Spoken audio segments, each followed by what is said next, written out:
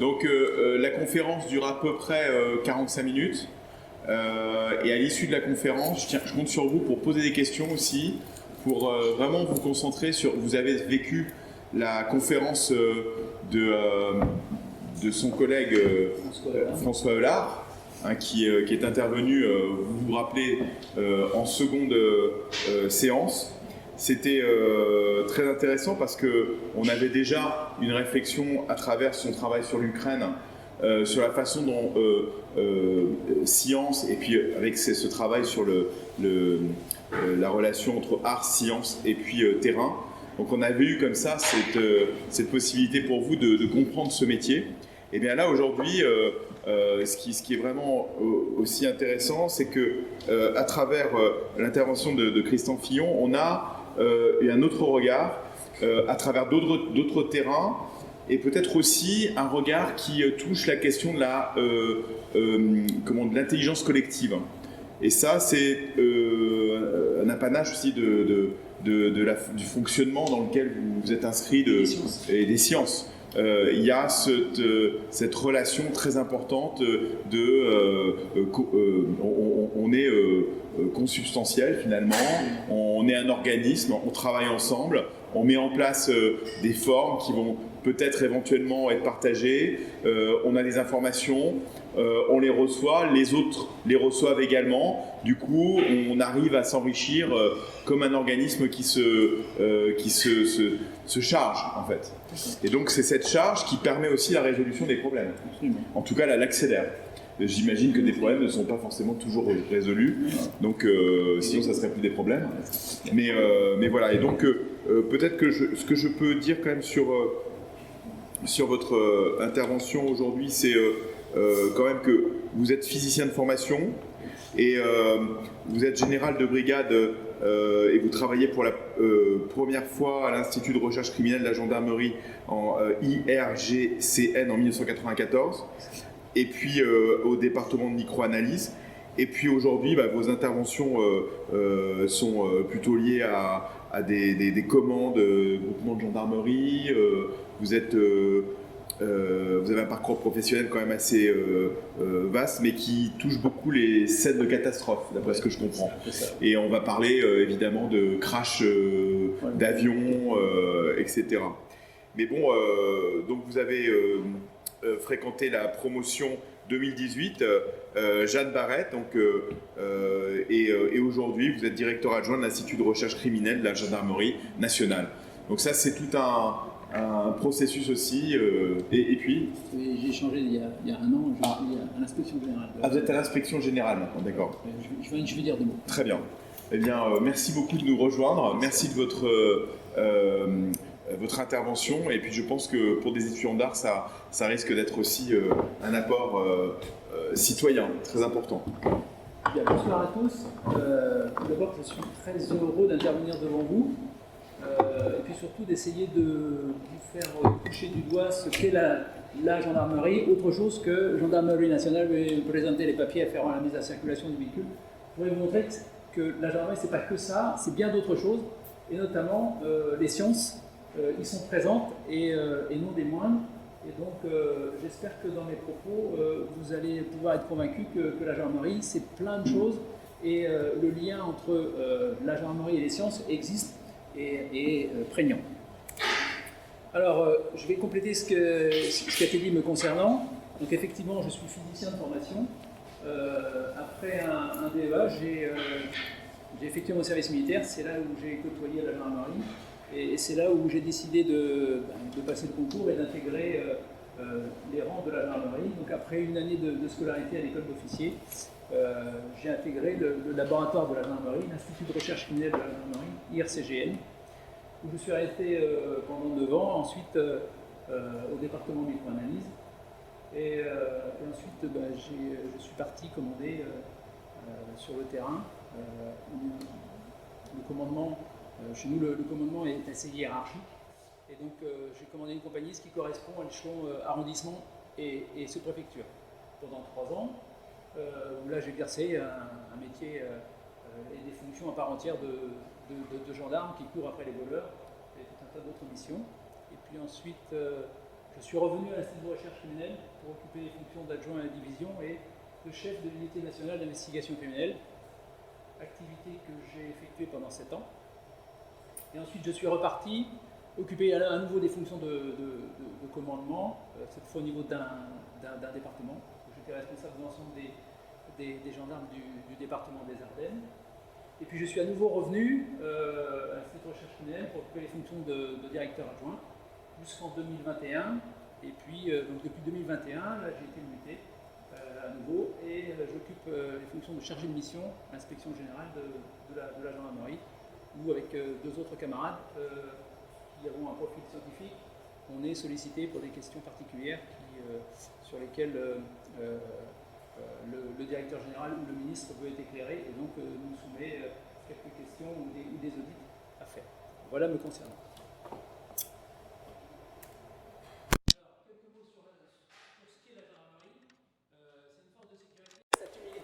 C'est-à-dire que depuis 2009, même si nous sommes rattachés au ministère de l'Intérieur, nous sommes des militaires, donc avec un statut militaire, avec un règlement militaire, et ce qui explique aussi que nos noms sont toujours précédés d'un grade.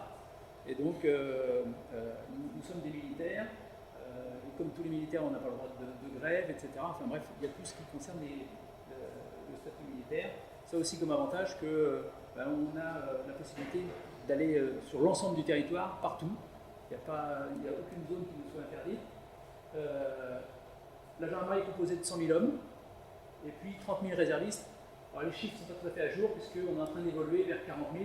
La cible, c'est d'arriver à 50 000 réservistes, parce que les réservistes sont à la fois des gens qui viennent nous renforcer, et ça permet aussi qu'ils puissent voir comment la gendarmerie travaille. Et ce sont des gens qui viennent effectuer un service lorsque nos effectifs ne sont plus suffisants. Alors, les missions de la gendarmerie, c'est essentiellement la sécurité des personnes et des biens. Quand on a dit ça, on a à peu près tout dit. J'ai préféré détailler en dessous, c'est-à-dire à la fois des choses qui concernent l'administratif. Typiquement, le gendarme, quand il vous contrôle sur le bord de la route, il regarde si vous avez le permis de conduire, il regarde si vous avez le certificat d'assurance, et il regarde si vous avez le certificat d'immatriculation, la fameuse carte grise. Mais aussi, il fait aussi du judiciaire, c'est-à-dire qu'il enquête sur les vols, sur les homicides, sur tout un tas d'autres infractions. Et puis également, le militaire, qui est une partie plus réduite de son activité. Mais typiquement, si on devait être engagé dans un conflit, et si on devait mobiliser des effectifs, eh bien c'est la gendarmerie qui est chargée d'aller mobiliser, de faire en sorte que les gens qui sont appelés soient bien engagés et puissent rejoindre les casernes pour subir un entraînement éventuellement et puis ensuite partir sur le lieu du conflit.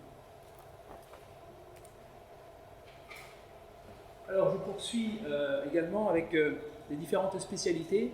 Quand je disais tout à l'heure que j'espérais vous convaincre qu'il y avait plein de spécialités, plein d'activités dans la gendarmerie, il en est quelques-unes que j'ai citées là. Vous avez le GIGN, qui est en fait l'unité d'intervention, une des plus connues au monde et une des plus efficaces, qui est intervenue sur l'Airbus de Marignane, entre autres, qui est spécialisé dans de nombreux domaines et qui va s'entraîner également chez les Américains, également chez les Israéliens. On a aussi une force aérienne constituée de 36 hélicoptères. On a aussi la garde républicaine. Quand vous êtes à Paris, vous voyez la garde républicaine, c'est 3 régiments. Alors, il y a un régiment à cheval, il y a un régiment à pied, et 2 régiments à pied, pardon. C'est ceux qui s'occupent de la sécurité des palais nationaux. C'est-à-dire que ce soit l'Élysée, que ce soit Matignon, l'Assemblée nationale, le Sénat, et j'en oublie, eh bien, la sécurité de ces palais nationaux et la sécurité des parlementaires est assurée par les gardes républicains. Et puis, il y a aussi des gendarmeries spécialisées, c'est-à-dire que vous avez la gendarmerie maritime, vous avez la gendarmerie de l'air, qui garde l'ensemble des bases aériennes de l'armée de l'air. Vous avez, au même titre que la gendarmerie maritime, s'occupe des arsenaux de la marine. Vous avez donc, j'ai perdu mon gendarmerie de l'air, gendarmerie des transports aériens, gendarmerie des transports aériens qui assure la sécurité des différents aéroports, la gendarmerie de l'armement, la gendarmerie spécialisée des armements nucléaires, et puis c'est tout. Donc en fait, on est présent à peu près partout, et partout où on a besoin de sécuriser des sites, c'est la gendarmerie qui occupe cette fonction. Et puis aussi, alors là ça me touche un peu plus, la gendarmerie scientifique, avec l'Institut de recherche criminelle de la gendarmerie, l'IRCGN, avec la criminalistique, notamment l'identification de victimes. Ça, c'est ce que vous avez vu avec mon camarade la fois dernière, avec sa mission en Ukraine. Il y a un autre service, le STSI-SI, c'est le service technique, les services techniques des systèmes d'information de la sécurité intérieure. Alors, comme on est dans un domaine scientifique, on a l'habitude de l'appeler chez nous le STSI carré, pour éviter de répéter le STSI ici. On intervient également dans le volet NRBC, tout ce qui est contamination nucléaire, radiologique, biologique et chimique, ce qu'on appelle le NRBC. C'est, si ça ne vous parle pas plus que ça, je pourrais résumer en disant que c'est tout ce qui est contamination, qu'elle soit chimique, nucléaire ou radiologique. Et puis aussi des unités chargées des atteintes à l'environnement, puisque vous savez que la lutte contre les différents déchets, etc., qui viennent polluer l'environnement, eh bien, on a des unités qui interviennent et qui s'occupent notamment de la pollution des cours d'eau, etc. Et puis également une incise concernant les personnels qui sont chargés de faire les prélèvements. Ce sont des gens qui ont un profil scientifique. Et donc je les ai regroupés sous la famille des gendarmes scientifiques. Alors quand on parle d'investigation criminelle et de criminalistique, on ne peut pas ne pas parler de Locard, Edmond Locard, qui est le père de la criminalistique en France. Alors je crois que mon camarade François Hollard a parlé d'Alphonse Bertillon. Eh bien, c'est un peu le successeur de Bertillon, mais Locard a produit plus de choses que Bertillon, puisqu'il a produit le fameux principe d'échange. Et c'est en fait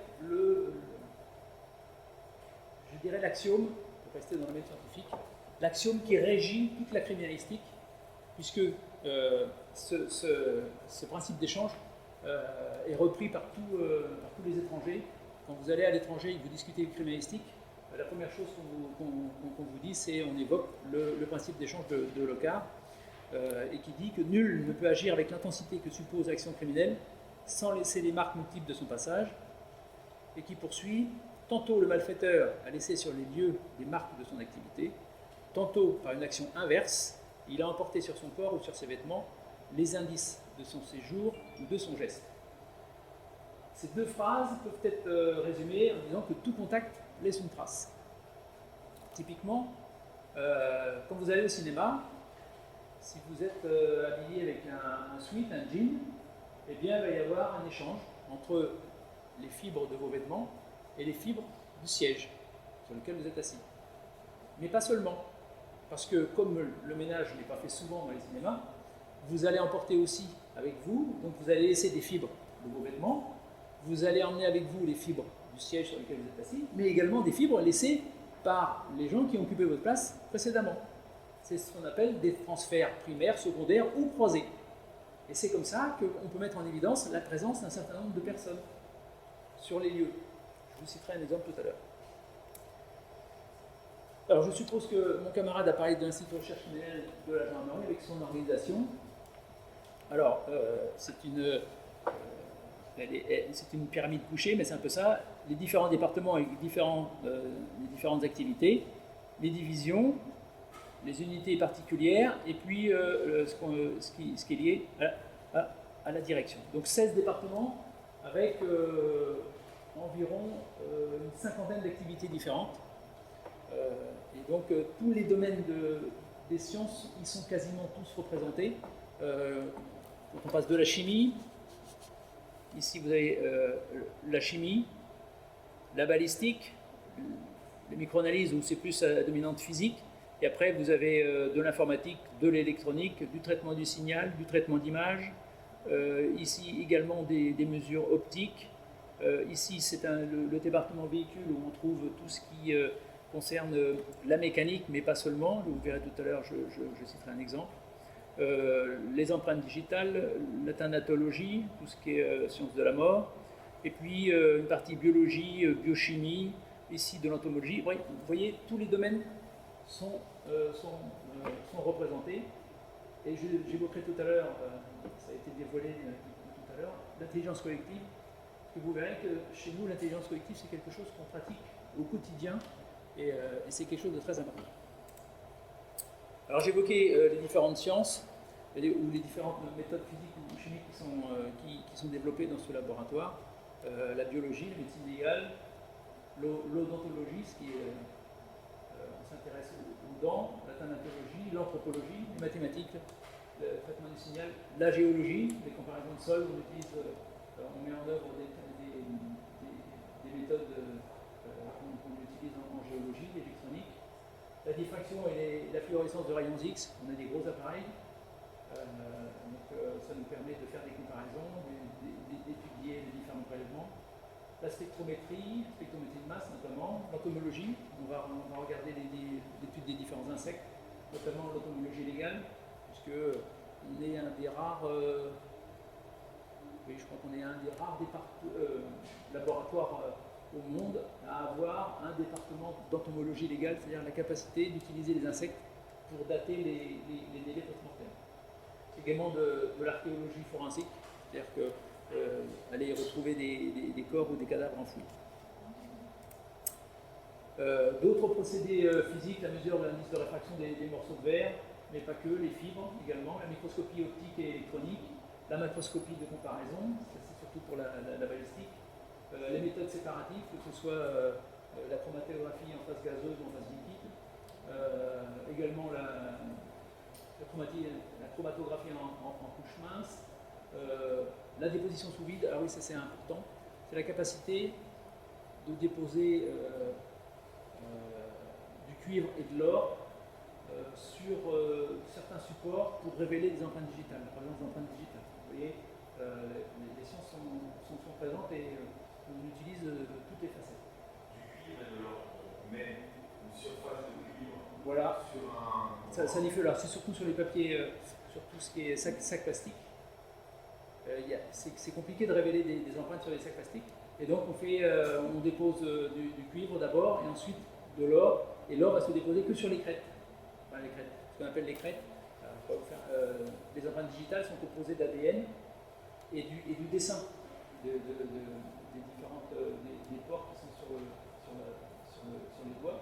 Et donc, quand on va déposer une empreinte, on va déposer le dessin, mais on va déposer aussi de l'ADN, le sébum qu'on a au bout des doigts. Et donc, le sébum, le cuivre va se déposer presque partout, sauf sur le sébum, et seulement l'or va se déposer sur le sébum, ce qui fait qu'après, avec un éclairage rasant, eh bien, on arrive à révéler le dessin des empreintes.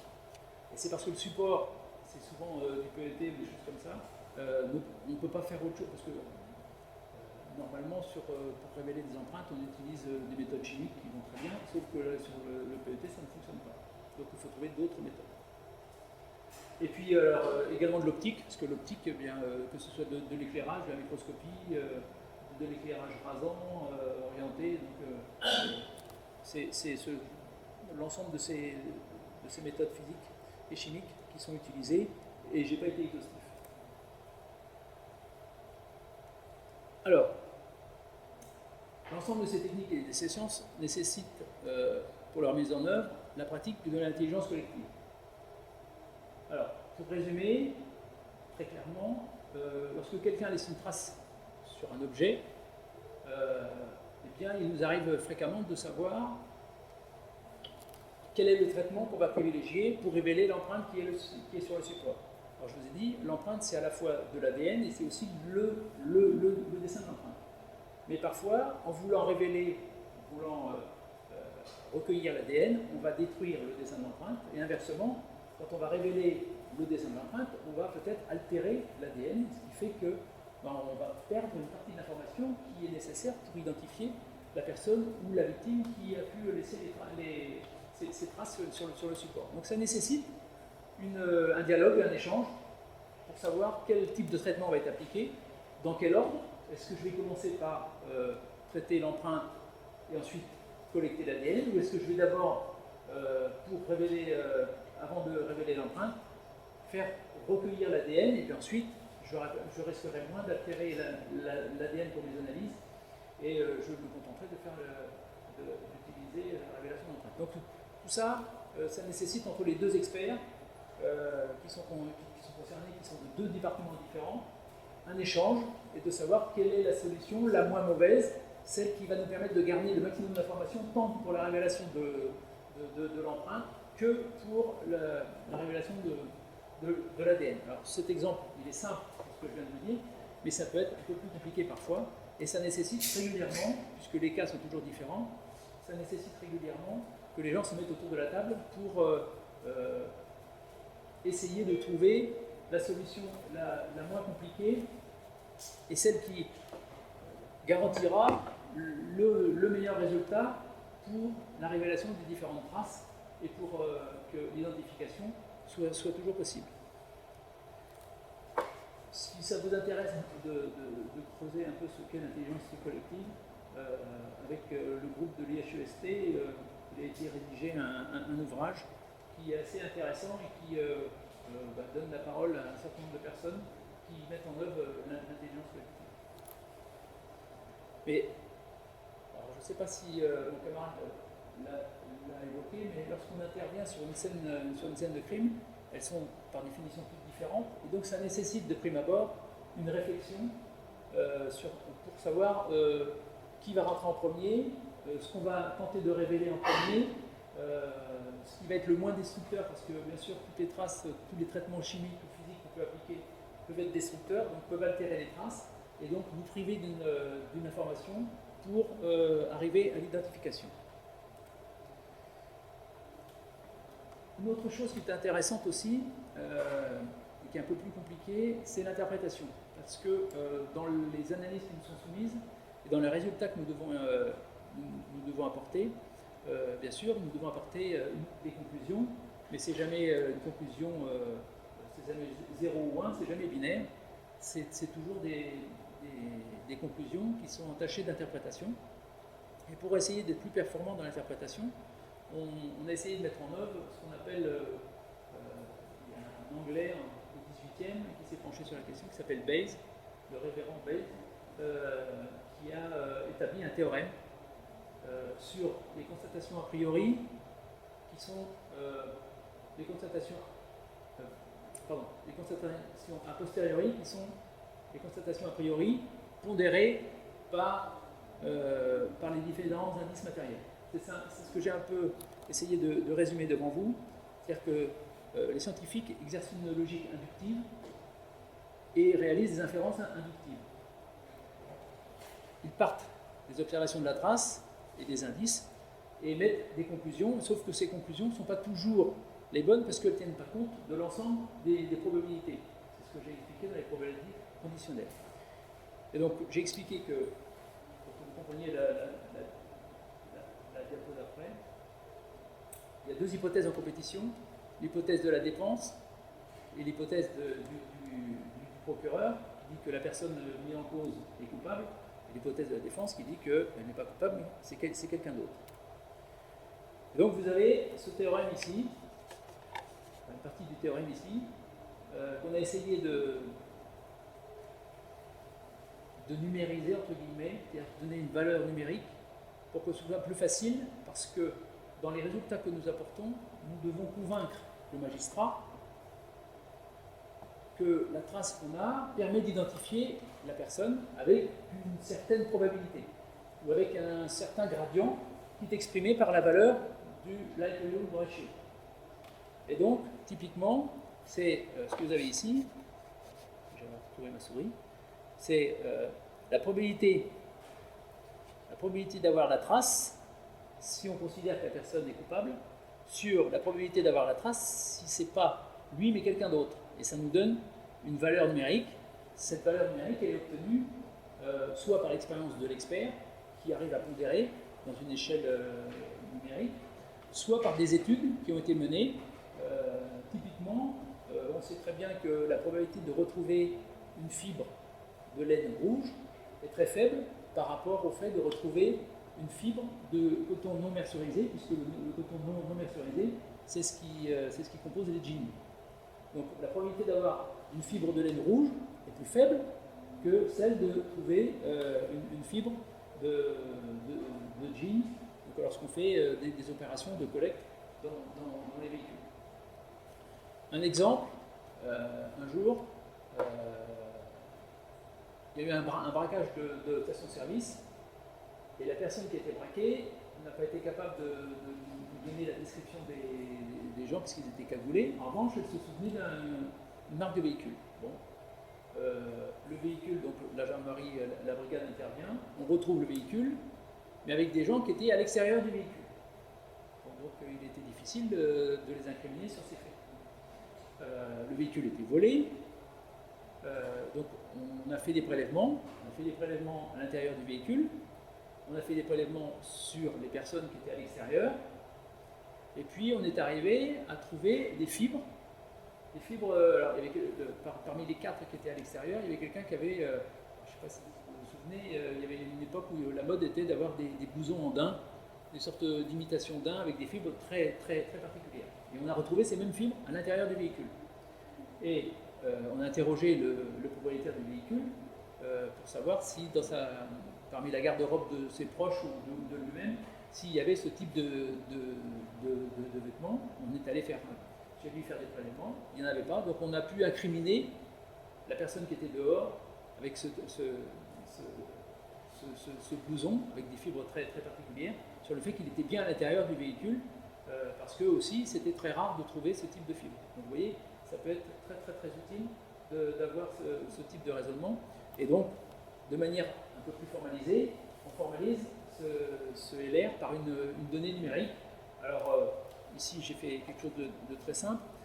Quand le LR est égal à 1, ben, ça ne prouve pas grand chose. Quand il est inférieur à 1, ben, au contraire c'est l'hypothèse du numérateur qui est forte, et quand le LR est supérieur à 1, c'est l'hypothèse du numérateur qui est privilégiée. Alors il y a des gens qui ont fait d'énormes publis là-dessus, donc on a des échelles qui vont de 10, 100, 1000, et donc ça permet d'orienter, ça permet de pondérer les conclusions des différents rapports pour aider le magistrat à rendre sa décision concernant les poursuites qu'il peut engager à l'encontre d'un certain nombre de personnes. Je reviendrai sur ces sujets-là si vous avez des questions après. Il y a des enjeux dans le futur avec la biométrie. On en parlait en cheminant dans les couloirs, là, parce que je voyais des photos de l'exposition qui est en cours avec les yeux et les iris. Eh bien, on utilise aussi l'iris pour identifier et pour faciliter on utilise l'iris pour contrôler l'accès, c'est ce qu'on appelle la biométrie. Donc on utilise aussi l'odontologie, la reconnaissance faciale, notamment sur les téléphones par exemple, l'empreinte digitale là aussi sur les téléphones, la voix et puis également l'ADN. Et puis, alors je n'ai pas marqué, mais plus récemment, il y a des études qui permettent d'identifier une personne, en tout cas de reconnaître une personne avec ses battements de cœur. La biométrie s'applique aussi ici. Nous utilisons aussi en gendarmerie les algorithmes. Qu'est-ce qu'un algorithme? C'est une suite finie d'instructions capable de résoudre un problème, ou plusieurs à la fois, ou encore capable de faire un nombre important d'opérations. Alors on l'utilise chez nous pour tout ce qui est modélisation de scènes d'infraction ou scènes de crime. On utilise des algorithmes qui vont venir faire des calculs en grand nombre pour modéliser une scène d'infraction. La modélisation, c'est-à-dire qu'on utilise un appareil avec un faisceau de radar qui va, dès que le faisceau rencontre un obstacle, et bien, avec un système de miroir, le faisceau revient et donc l'appareil considère qu'il y a un obstacle, donc il enregistre l'information comme étant un obstacle, avec un certain nombre de points, plusieurs milliers de points, et bien on arrive à avoir une modélisation de la scène, et donc après, couplées avec des prises de photos, eh bien, il y a des algorithmes qui font des calculs et qui permettent de rapprocher les photos des prises et du nuage de points qui a été constitué. Également dans la gestion des scellés, on utilise des algorithmes pour faire en sorte de... Le scellé, c'est une pièce de justice. Typiquement, quand un enquêteur fait un prélèvement et qu'il veut que ça devienne une pièce de justice, eh bien, il le met sous scellé. Au Moyen-Âge, c'était les seigneurs qui, avec la bague, faisaient une empreinte dans de la cire chaude. Eh bien, maintenant, c'est plus tout à fait le cas parce qu'on a un peu évolué. Donc, il y a encore 10-15 ans, on utilise encore ce procédé. Mais maintenant, on a des adhésifs inviolables. Et donc, on fait des scellés. Et pour gérer tout ça, eh bien, on utilise des algorithmes. L'ADN, les empreintes digitales, on utilise surtout les algorithmes pour traiter les fichiers, pour interroger les fichiers. Parce que vous avez des fichiers. Pour l'ADN, on a, je crois qu'on est à 5 millions, plus de 5 millions de profils ADN. Et pour les empreintes digitales, on est à plus de 7 millions. Donc,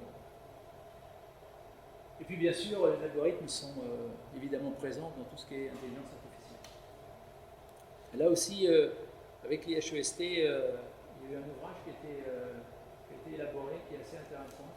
Donc si vous souhaitez approfondir ce sujet-là, il y a plein de témoignages qui sont assez intéressants. Je vous ai parlé d'intervention au milieu NRBC, tout ce qui est nucléaire, radiologie, biologie et chimie.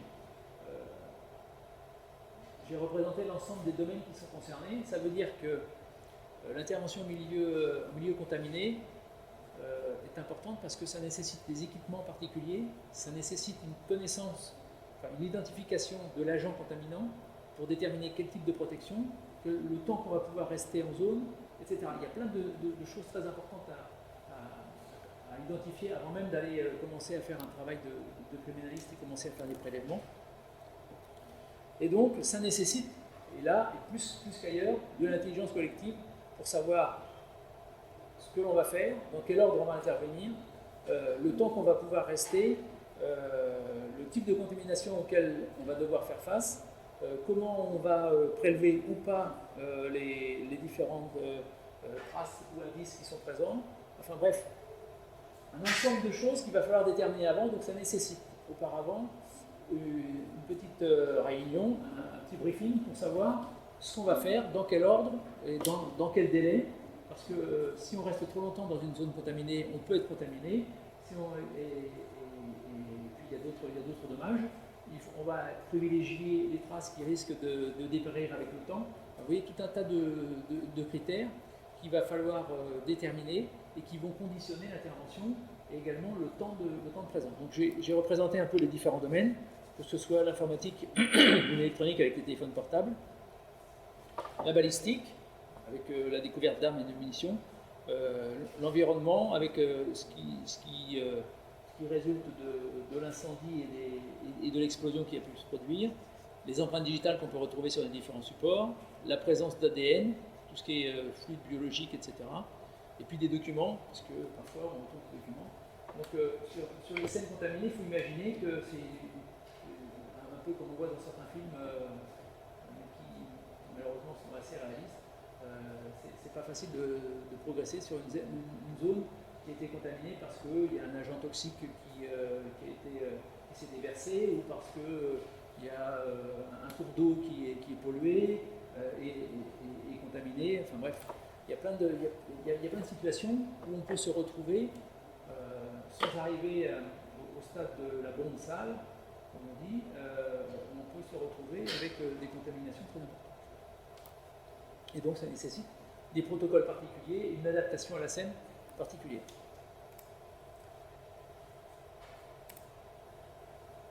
J'en arrive à quelques exemples et après je vous laisserai la parole pour me poser quelques questions si vous en avez. Quelques exemples sur ce qu'on peut mettre en œuvre et les échanges qu'on doit avoir entre nous et puis les différents indices qui peuvent être utilisés pour finalement arriver à l'identification. C'est le cas pour la recherche de véhicules. puisque comme vous le voyez, le véhicule, c'est un objet connecté, au même titre que votre montre, votre ordinateur, tous les objets de plus en plus aujourd'hui, le téléphone, et j'en passe des meilleurs. Et donc le véhicule devient un objet connecté. Et donc, il y a c'est une source d'information qu'on va exploiter. Donc on va regarder tout ce qui est GPS, mais pas seulement. On va regarder l'ensemble de ces critères moteurs, parce que peut-être qu'il y a quelques dysfonctionnements qui peuvent arriver, etc. Donc ça nous permet d'identifier le véhicule, mais pas seulement. Et aussi tout ce qui est morceaux de verre, que vous avez ici. Typiquement, c'est l'affaire Diana. L'affaire Diana, au-delà du fait qu'on ait retrouvé une trace de peinture, on avait aussi retrouvé des morceaux de verre proches de la Mercedes, qui nous avaient permis d'identifier la Fiat Uno. Les traces de peinture, les traces de pneus, les morceaux de verre, les morceaux d'optique, le calculateur, les frappes sur le moteur, les numéros moteurs, puisque les numéros de châssis, les numéros d'identification sont marqués d'une certaine façon, et les faussaires parfois érodent la surface où se trouve le numéro pour en frapper d'autres, et comme ils sont moins bien équipés et que ça laisse des traces, et bien, par une révélation chimique ou électrochimique, et bien, on arrive à faire ces révélations pour identifier les faussaires, les fausses cartes grises, etc. J'ai parlé des traces de pneus, les traces de freinage qu'on peut retrouver. Tout ça permet d'identifier un véhicule. Alors, autre exemple, je ne sais pas si ça vous parle, c'est l'attentat de Rafik Hariri, Premier ministre libanais, en 2005.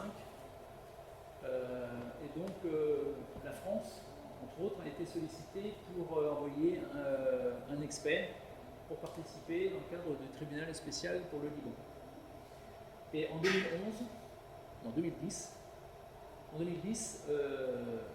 il a été décidé de reconstituer la scène pour voir si, par rapport aux constatations qui ont été faites sur les lieux, si les conclusions étaient réalistes quant à la charge d'explosifs qui avait été utilisée. Et donc pour ce faire, le tribunal spécial pour le Liban a décidé de venir en France, de s'installer dans un camp militaire, à Captieux dans les Landes, où on a défriché 25 hectares et on a reconstitué une partie de la rue, et ça c'est la partie de la rue, avec des blocs de béton, avec la même largeur, et en essayant de reconstituer le sous-sol de la même façon que celle qu'il y avait au Liban, à Beyrouth à ce moment-là. Et donc il a été repositionné les véhicules à peu près dans l'ordre que celui qui était celui au moment où est passé le cortège avec avec Rafik Hariri à son bord. Et donc ça, c'était le véhicule sur lequel a été déposée la charge d'explosifs. Je crois qu'on est à 2500 kg d'explosifs.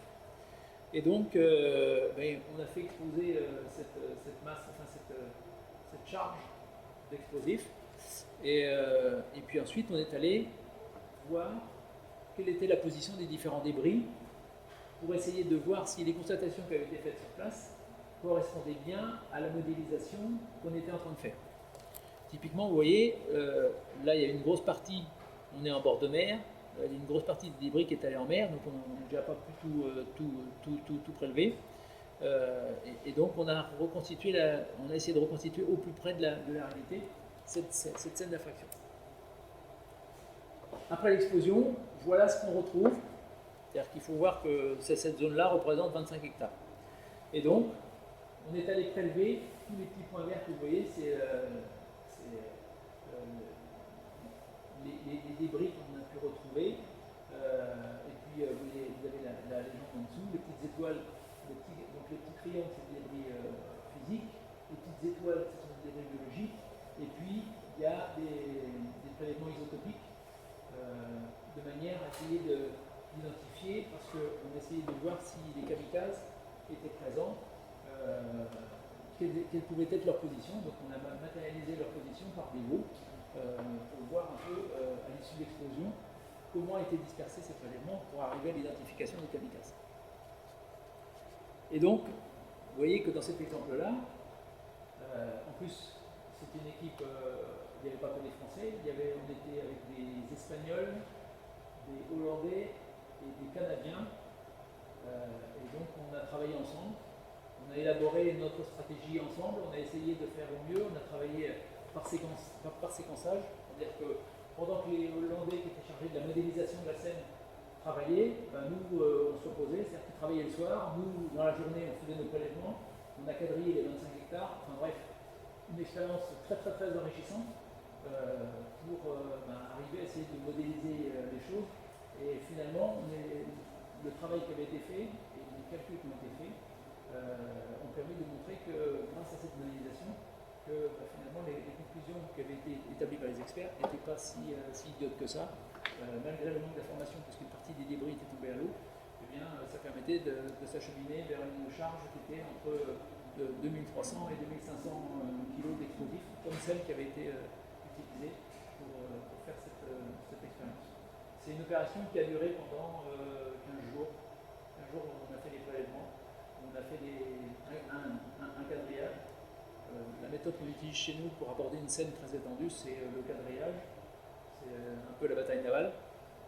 Mais il y a d'autres techniques en fonction du relief et des choses comme ça. On peut travailler en escargot ou d'autres principes, mais le quadrillage, c'est quelque chose qui marche bien et qui nous permet d'être sûr d'intervenir dans une zone bien délimitée et en étant sûr que tout est prélevé et avec un ordre bien clair pour éviter d'oublier toute trace.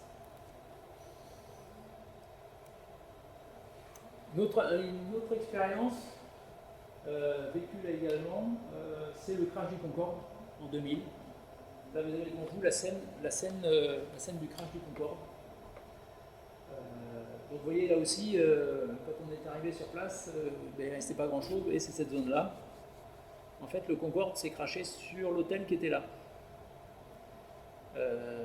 Et donc, 113 victimes.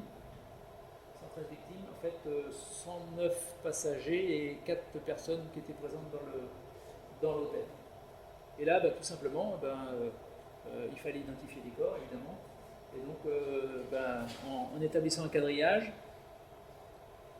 on a délimité des zones. Et dans chaque zone, on a envoyé une équipe pour relever les corps. Et après, c'est le même quadrillage qui a été utilisé pour relever les débris, pour ensuite faciliter le travail des experts, pour essayer de déterminer les causes de ce crash. Alors là aussi, c'était en 2000, c'est-à-dire qu'on était moins développé que maintenant. Le Concorde date des années 70. Et bien sûr, dans les années 70, les matériaux utilisés pour faire les avions n'étaient pas ceux que l'on connaît maintenant. Il y avait de l'amiante, il y avait des matériaux qui sont toxiques, notamment lorsqu'ils ont brûlé.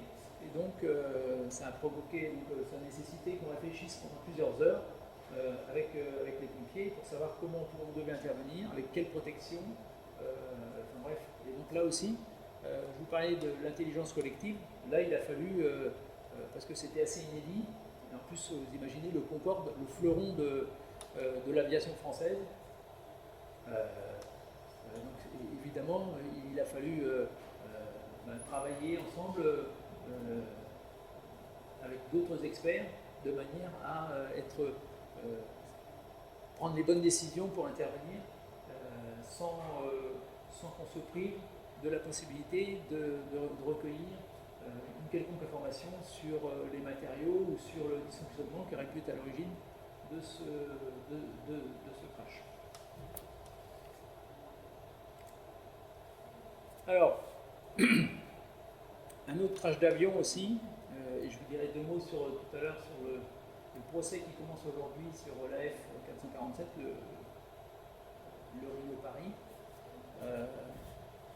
Là, c'est un avion avec 5 personnes à bord qui s'est crashé. Et c'était la première fois où on était confronté à une dispersion L'avion était en polyfragmenté, et bien les corps qui étaient, les personnes qui étaient à bord également, ont subi le même sort. Et donc c'était la première fois qu'on était confronté à une telle scène. Donc il a fallu s'adapter. Et là aussi, avant de pénétrer sur la scène, il a fallu que tous on réfléchisse comment on allait aborder les choses, quel type de prélèvement on allait faire. Et là, une équipe qui intervient, typiquement, c'est souvent un ou deux médecins légistes, un dentiste, un odontologue, quelqu'un qui vient modéliser les scènes, quelqu'un qui vient, un biologiste, un chimiste, quelqu'un qui fait des empreintes digitales. Et donc on s'est tous mis autour de la table. En l'occurrence, ce n'était pas une table, parce qu'on était dehors, mais on a pris un tableau blanc, et puis on a tous réfléchi ensemble, savoir comment on allait travailler, quel prélèvement on allait faire, comment on allait marquer, etc. etc. Donc c'est ce que vous voyez, à certains endroits, des petits drapeaux jaunes, rouges, qui matérialisent la présence soit d'objets, de prélèvements biologiques, qui vont permettre d'identifier les corps, soit d'éléments matériels qui vont permettre d'identifier les victimes, que ce soit des morceaux de pièces d'identité, des choses comme ça. Oui, petite précision, mais je pense que mon camarade a dû vous en parler. Pour identifier une victime, quand elle est décédée, il y a soit les dents, soit l'empreinte digitale, soit l'ADN. Après, il y a d'autres éléments, mais ce sont les éléments primaires. Et donc, il a fallu qu'on réfléchisse longuement pour savoir comment on allait aborder cette scène.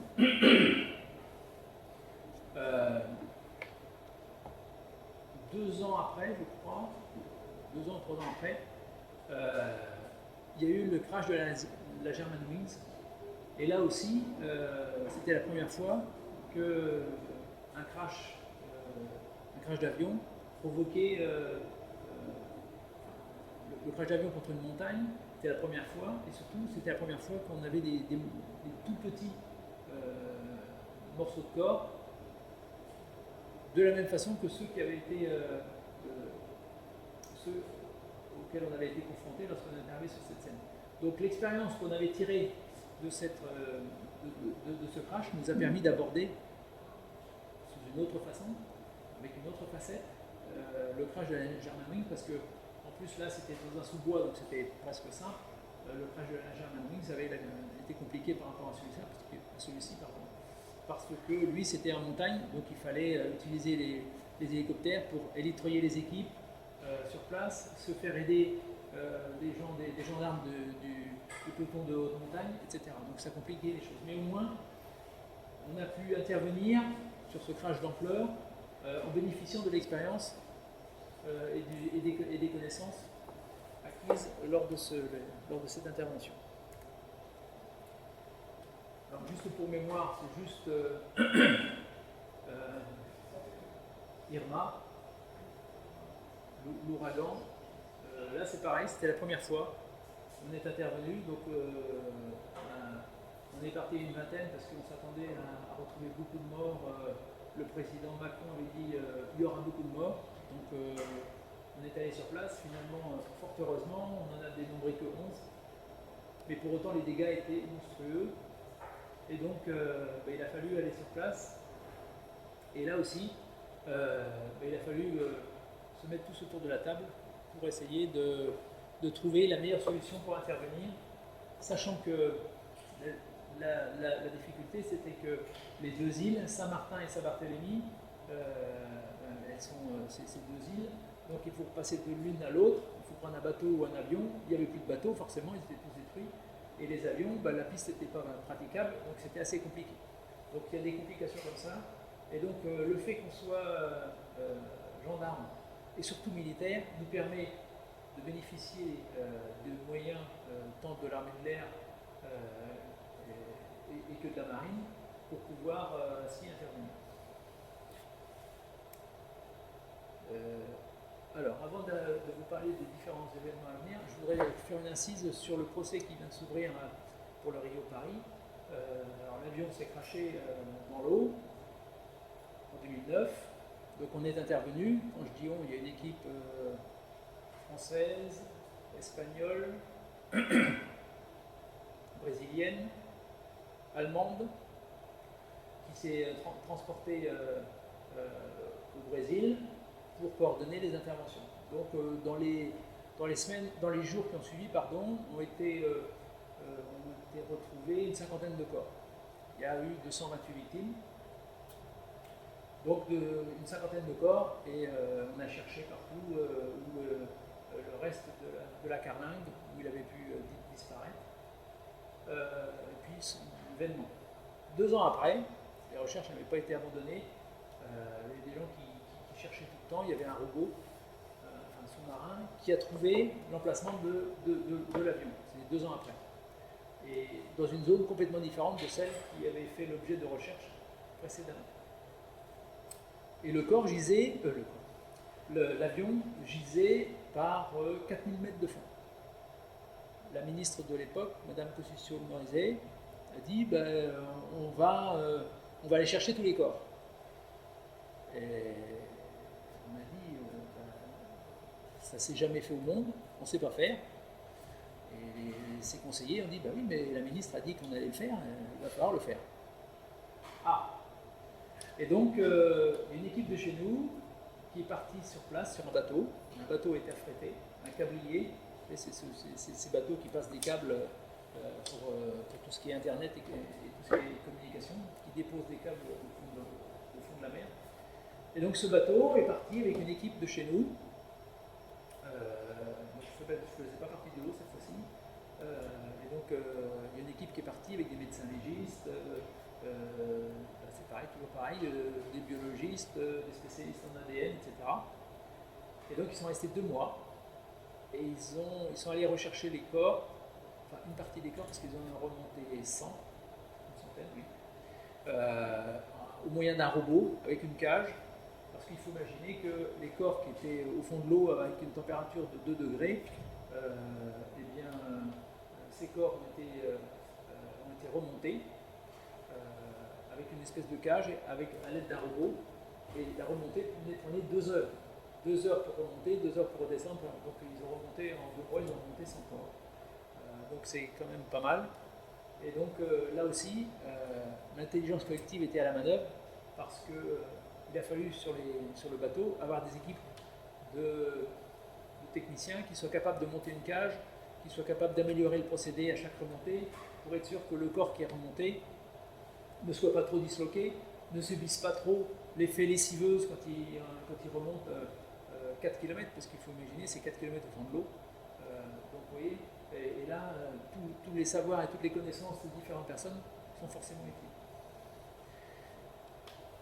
Alors, les événements à venir qui vont mobiliser la gendarmerie, mais pas que, toutes les forces de sécurité, et notamment toutes les sciences qui vont nous permettre de nous aider, c'est la Coupe du Monde du rugby en 2023, bien évidemment, puisque en termes d'enjeux de sécurité, ça nécessite de gros moyens. Et là, je vous ai parlé de la biométrie. Je vous ai parlé de la biométrie tout à l'heure. La biométrie va être très utile pour cette Coupe du Monde de rugby en 2023. Mais elle sera encore plus utile pour les JO de Paris en 2024, puisque là, évidemment, ça va vers un afflux de spectateurs très important, qu'ils soient français ou européens, mais pas seulement. Et donc ça va nécessiter un enjeu de sécurité, de contrôle d'identité très important. Et donc la gendarmerie, la police et l'ensemble des forces également militaires seront sollicités. Et donc ça c'est un enjeu très fort. Et donc la gendarmerie qui est déjà engagée sur le volet cyber, puisque on a un commandement du cyberespace qui traite de tout ce qui est délinquance Internet, et notamment dans le domaine du cyber, et bien cette unité va être fortement sollicitée. En conclusion, même si mon exposé est assez rapide, je dirais que j'ai essayé de vous faire la démonstration que les sciences sont bien présentes en gendarmerie, contribuent pour une large part à l'évolution de la gendarmerie dans ces différents domaines d'activité, mais également que la présence de personnes au parcours scientifique varié et diversifié permet également d'aborder de nombreuses problématiques inédites en garantissant une grande adaptation aux circonstances exceptionnelles et aux exigences nouvelles. C'est vraiment le message que je voulais vous faire passer. C'est-à-dire qu'en gendarmerie, il y a encore 25 ans, oui, il y a encore 25 ans, il y avait beaucoup de juristes ou beaucoup de gens qui n'avaient pas de parcours scientifique. Et donc on avait une gendarmerie qui évoluait, des sollicitations qui étaient différentes, mais également une gendarmerie qui faisait appel à d'autres procédés pour faire évoluer ces moyens et ces procédés. Depuis, on a un peu évolué, et donc au sein de la gendarmerie, on s'efforce de recruter à hauteur de 40 ou 50% des gens qui ont un parcours scientifique, qui permet d'aborder les choses de manière différente et complémentaire de gens qui n'ont pas un parcours scientifique. Et donc c'est cette agglomération de compétences et de manière de voir les choses qui fait que on est plus performant pour aborder des situations exceptionnelles et inédites. Voilà. Et je m'en remets à vous pour... D'abord, je vous remercie de votre attention. Et puis ensuite, je m'en remets à vous pour répondre à toutes vos questions.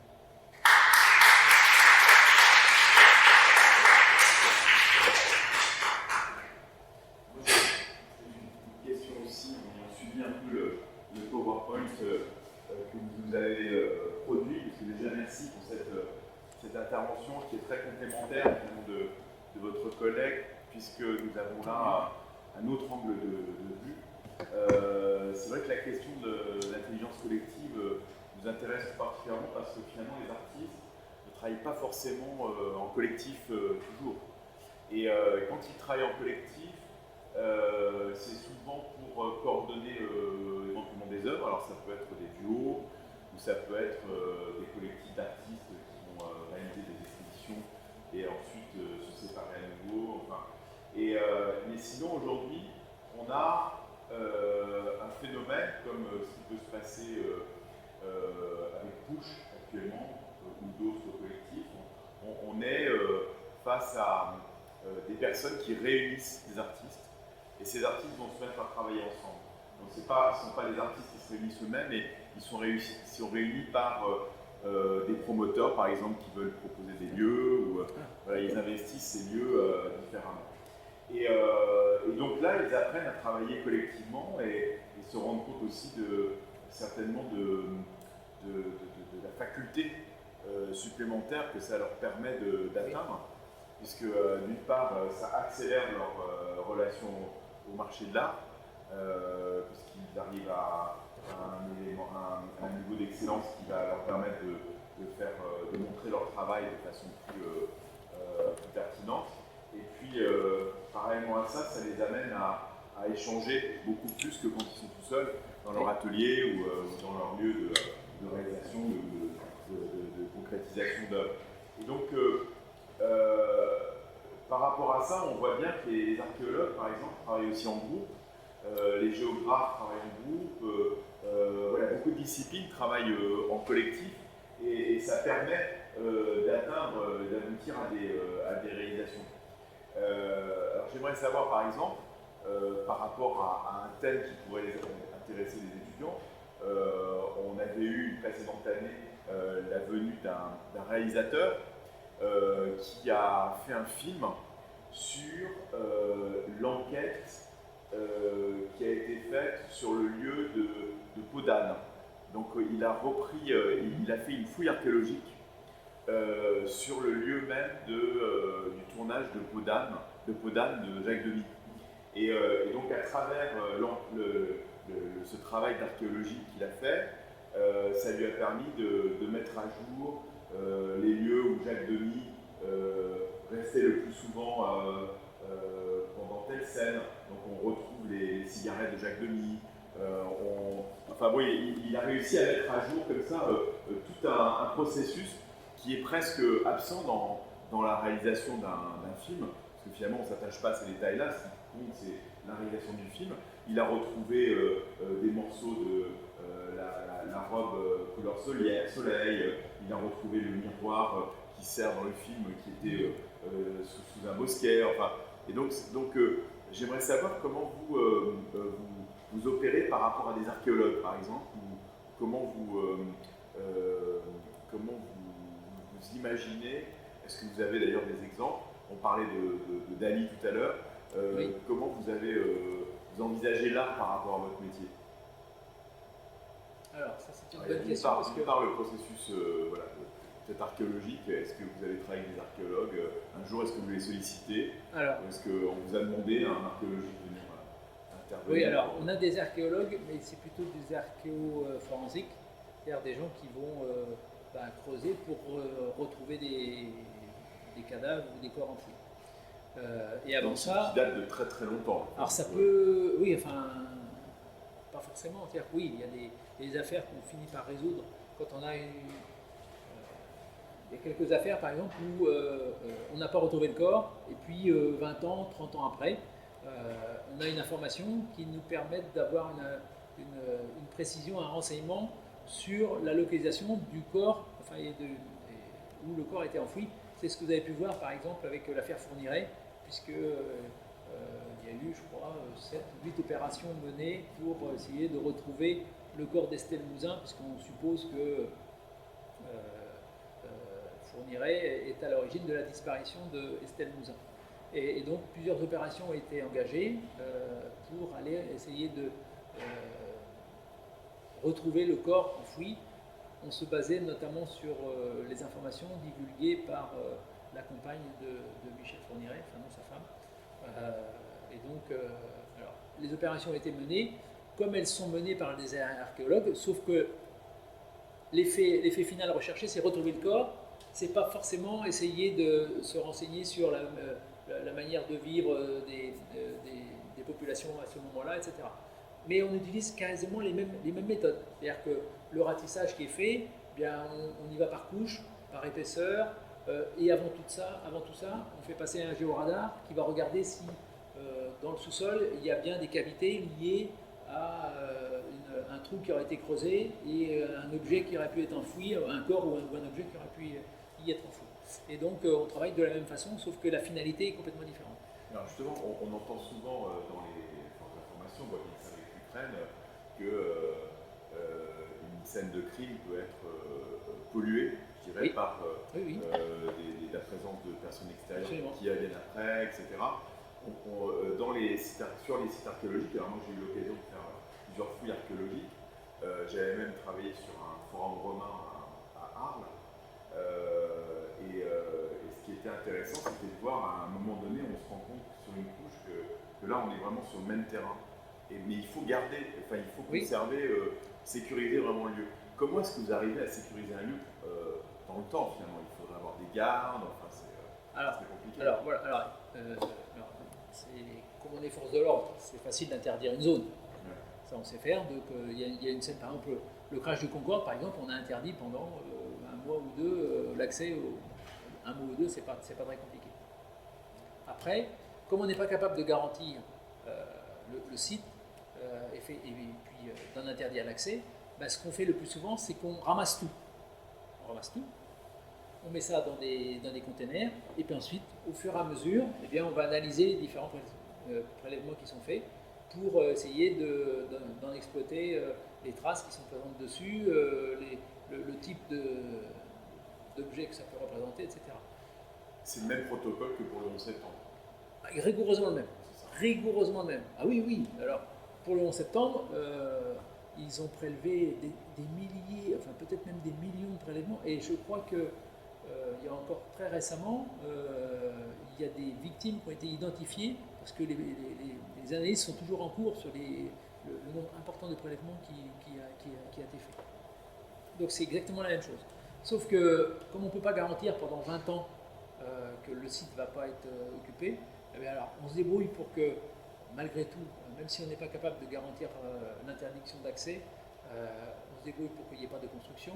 On se débrouille pour on fait en sorte que s'il y a quelque chose qui doit être fait, c'est la justice, puisque la scène du coup est une scène de justice, c'est la justice qui interdit, et donc toute construction, toute altération, toute présence sur le site, etc. Mais on ne peut pas faire beaucoup mieux. Sur une durée importante.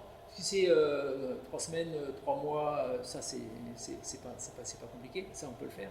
Mais quand ça dépasse des mois, là on ne peut plus faire. Donc on fait autrement. Mais la technique qu'on a, c'est de dire on fait tout de suite, c'est-à-dire qu'on ramasse tout. On regarde sur le site ce qui peut être en dessous, s'il y a des cavités, etc.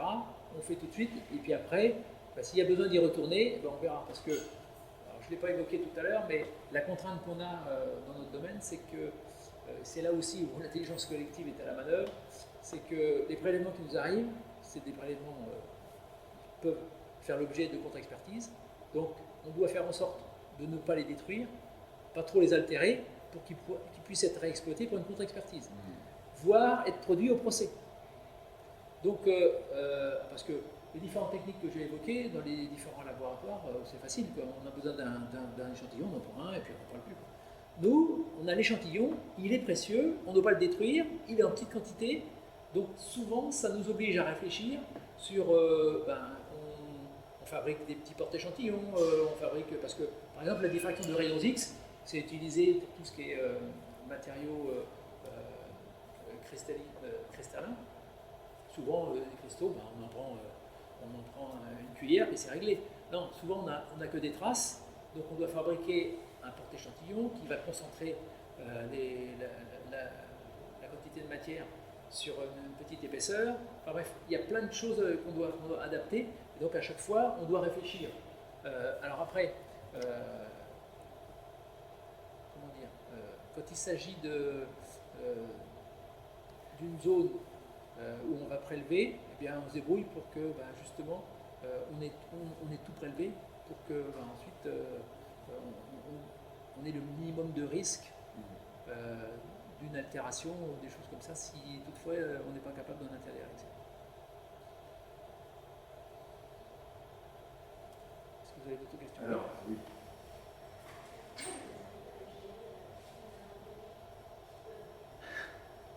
Alors, c'est une excellente question.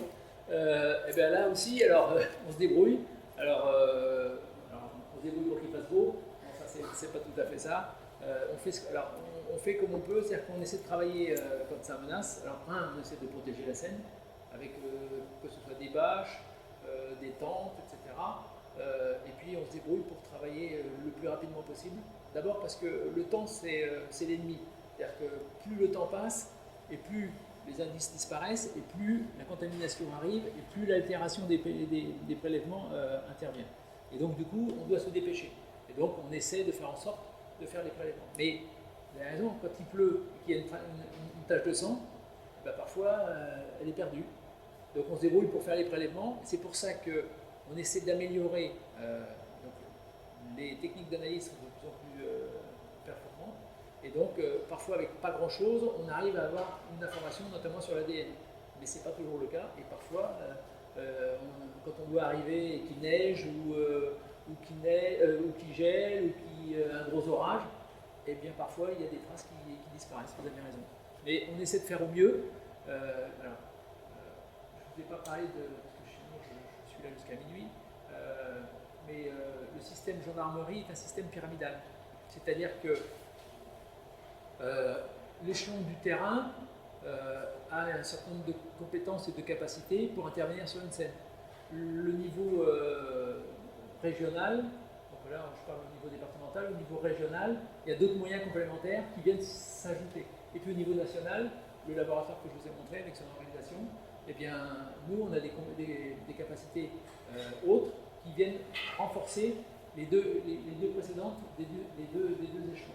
Et donc, tout ça, c'est une agglomération de compétences, on agrège des compétences, et donc on fait en sorte que l'ensemble, dans les différents départements, ils aient le matériel nécessaire pour gérer une scène moyennement étendue. Une scène comme la salle, ça peut se gérer avec des bâches, etc., pour les protéger des intempéries, mais parfois, on est obligé, et on est victime des inondations ou d'un glissement de terrain, en quel cas les traces disparaissent. Et donc du coup le temps est notre ennemi, globalement. Oui.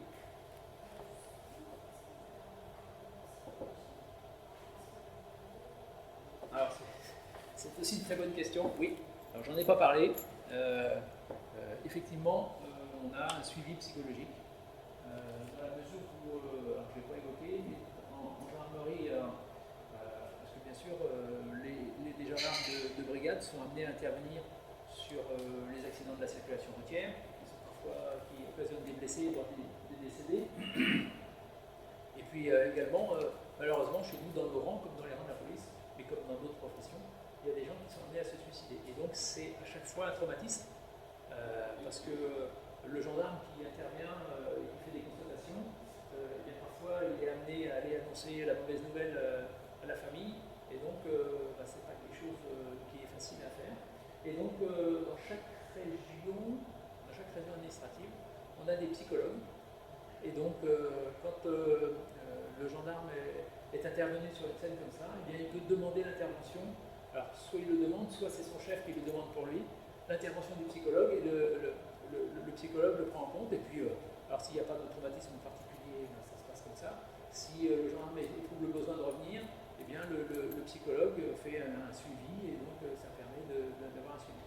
En ce qui concerne l'intervention sur des scènes de catastrophes de masse, eh bien, dès qu'on rentre, on a un protocole fait avec des psychologues de notre direction générale et qui nous prennent en compte, donc, de manière à détecter les éventuels traumatismes qu'on aurait pu endurer ou qu'on aurait pu subir, de manière à ce que par la suite on n'ait pas d'effets particuliers liés à cette intervention.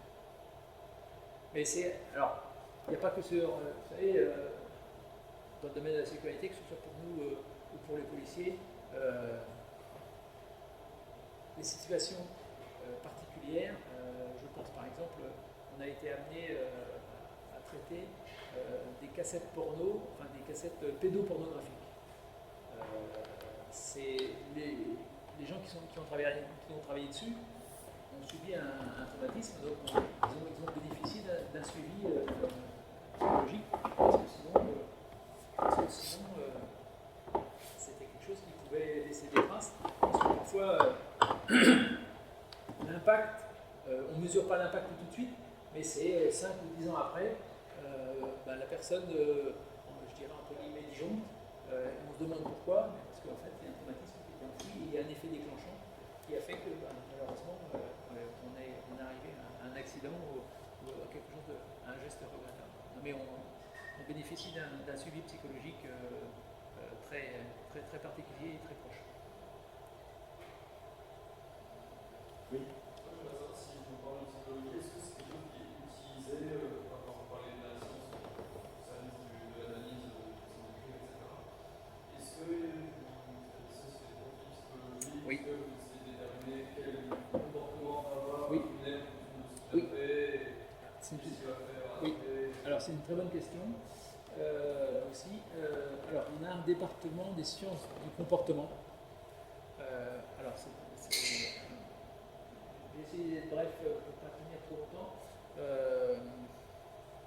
Pour répondre plus globalement, nous avons un pôle judiciaire qui chapeaute à la fois l'Institut de recherche criminelle de la gendarmerie et le service central de renseignement criminel. Les deux sont sur le même site, à Pontoise. Et donc l'un vient compléter l'autre, puisque l'IRCG, c'est la partie criminalistique, laboratoire, analyse de prélèvement, mais l'autre, c'est la partie enquête, avec l'ensemble des fichiers, le fichier ADN, le fichier des empreintes digitales, et puis tout un tas d'autres fichiers, voilà. Et capacité de faire des rapprochements, etc., d'exploiter les téléphones, etc.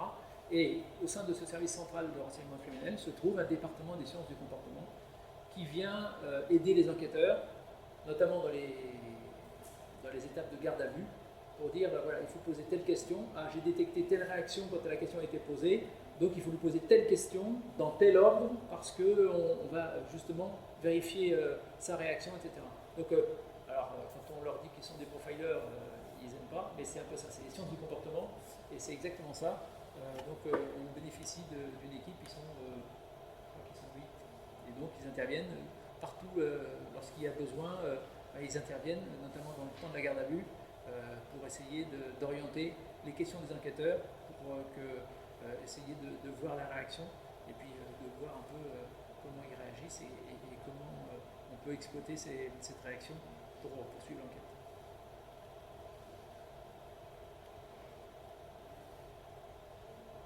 D'autres questions? Oui.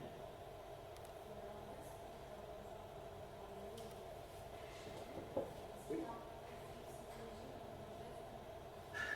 Alors, c'est une bonne question. Oui, alors, vous savez, alors chez nous, oui, pour rentrer, effectivement, avant de rentrer, il y a des tests, en fonction, il y a des épreuves de concours. Et puis, avant de rentrer définitivement, il y a un entretien avec un psychologue qui va définir votre profil psychologique. En gros, essayer de voir si on n'a pas affaire à un tueur en série qui s'ignore et qui pourrait passer à l'acte alors qu'il est gendarme, ou parce qu'il y a d'autres choses.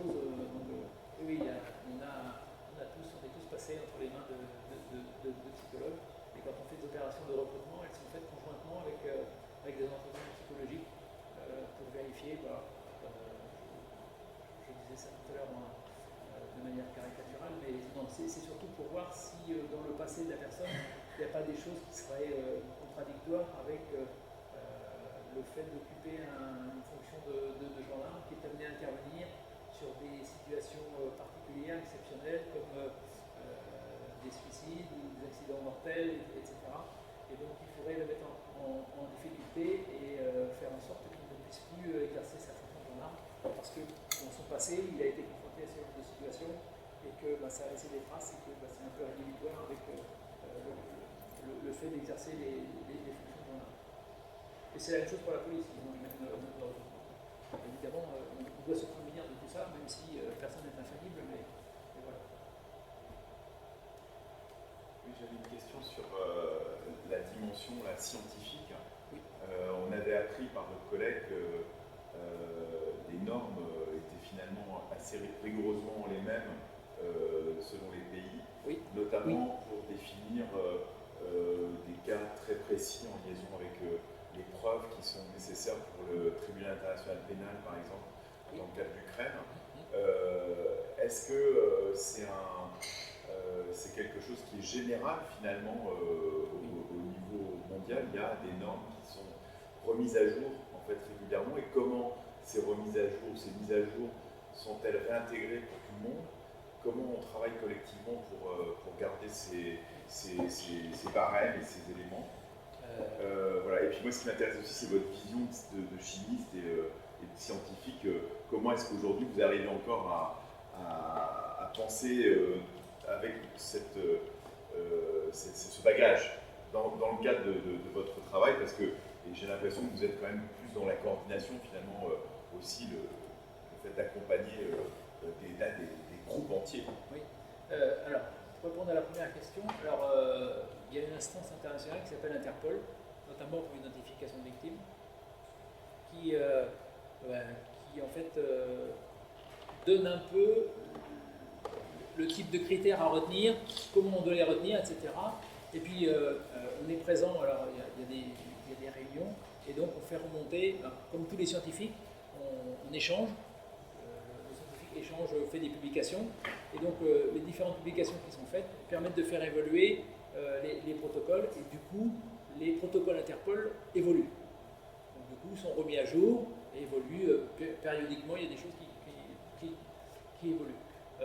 Pour ce qui est du laboratoire, on travaille avec les autres experts européens. Au sein notamment en Europe, il y a ce qu'on appelle le NFSI, European Network for Forensic Science Institute. Et donc l'ensemble des différents experts des différents domaines se voient régulièrement tous les ans au sein de groupes de travail, de working group, et donc échangent sur les différents protocoles, et du coup améliorent les procédés en disant tiens, moi j'ai fait ci, j'ai fait ça, je l'ai fait comme ci, je l'ai fait comme ça, et donc du coup on fait évoluer les choses et on élabore des normes qui évoluent évidemment au gré des matériels qui sont utilisés, au gré de l'expérience des uns et des autres, et on fait évoluer les choses comme ça.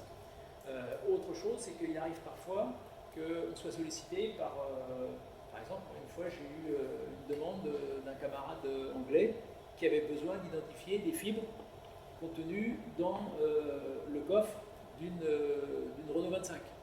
Parce que il savait que je travaillais sur les fibres, donc il m'a adressé la chose, il m'a dit regarde ça, donc j'ai appelé Renault, c'était plus facile pour moi d'interroger Renault, on peut aussi travailler comme ça. Mais du coup, les protocoles au niveau de l'Europe évoluent comme ça, et au niveau presque mondial, Interpol fait évoluer notamment les protocoles d'identification de victimes de catastrophes, parce que souvent ça touche plusieurs nationalités. On les fait évoluer. Et dans le cadre d'une urgence, par exemple, tout d'un coup on se rend compte que un groupe terroriste a utilisé un matériau qu'on n'utilise jamais habituellement, ce qui a permis de faire passer des armes, j'en sais rien. Est-ce que ça c'est immédiatement, dès que c'est identifié, est-ce que c'est immédiatement transmis à tout le monde, ou est-ce qu'il faut en passer par un protocole plus long? J'allais dire les deux mots général. Quand il y a quelque chose comme ça, il y a plusieurs cas de figure. D'abord, on n'est pas en concurrence avec les autres pays, donc en fait, souvent, on est plutôt solidaires entre nous. Quand quelqu'un a une difficulté particulière sur quelque chose, eh bien, il prend le téléphone ou il envoie un mail, il dit voilà, hey, moi j'ai travaillé là-dessus, si tu veux, je peux t'aider, j'ai fait comme ci, comme ça s'était bien passé. Bon, alors du coup, on peut échanger ce protocole. Quand on se pose des questions, on ne sait pas comment faire parce qu'on est confronté pour la première fois. S'il y a quelqu'un expert d'un pays d'à côté, il se met rapidement à notre disposition. Après, on peut solliciter des experts étrangers, mais ce qui ne se fait pas, c'est qu'on est dans une procédure judiciaire, donc ça passe par l'accord d'un juge. Mais ça ne pose pas de difficultés particulières, sauf que ça peut prendre un peu plus de temps. Alors, ce qui peut être fait, c'est que entre experts, on s'échange les données, mais après, pour que ça rentre en procédure, il faut valider un certain nombre de choses. On a l'accord verbal du magistrat qui appelle son collègue, parce que là aussi, dans le domaine de la justice, les différents pays échangent entre eux. Et bien après, il y a une procédure pénale internationale qui suppose qu'on fasse transiter une demande par un organisme qui transmet à un autre, et ainsi de suite. Mais quand les accords, quand l'événement est grave, exemple d'un attentat, ou quand c'est dans le cadre d'une identification de victime, souvent l'accord est quasiment tacite entre les différents interlocuteurs, mais après il faut valider un certain nombre il faut que la procédure soit respectée pour qu'elle puisse valider, pour qu'elle puisse arriver au procès sans qu'elle soit entachée de nullité. C'est ça. Ah oui, c'est ça, il y a cette dimension-là. Et oui. Et oui, donc on reste dans le domaine de la justice. C'est-à-dire tout ce que je vous ai dit, c'est sous couvert du magistrat qui, alors bien sûr, il valide à 98% les choix qui sont faits, mais quand je le dis tout à l'heure, alors on fait de l'intelligence collective, alors je ne l'ai pas mentionné, mais c'est que souvent on le fait avec l'accord du magistrat. C'est-à-dire que le magistrat est souvent présent, il dit voilà, on va travailler comme ça, on vous propose de faire comme ça, pour telle et telle raison, et il valide ou il ne valide pas, mais comme souvent il n'est pas scientifique, bon, il peut dire bah, moi je souhaiterais plutôt ça, bah, du coup on variante un petit peu, mais on travaille en bonne intelligence et moi, en tout cas de ma petite expérience, j'ai jamais eu de difficulté de ce côté-là. Les magistrats, si on leur explique clairement ce qu'on fait, comment on le fait et pourquoi on le fait, sachant que son intérêt c'est aussi le nôtre, ou plutôt le nôtre est en concordance avec le sien, il n'y a aucune difficulté, mais l'intelligence collective, là aussi, tu as la manœuvre. Alors c'est là où ça reste, comment dire, vous faites appel à des dons de créativité finalement à certains moments.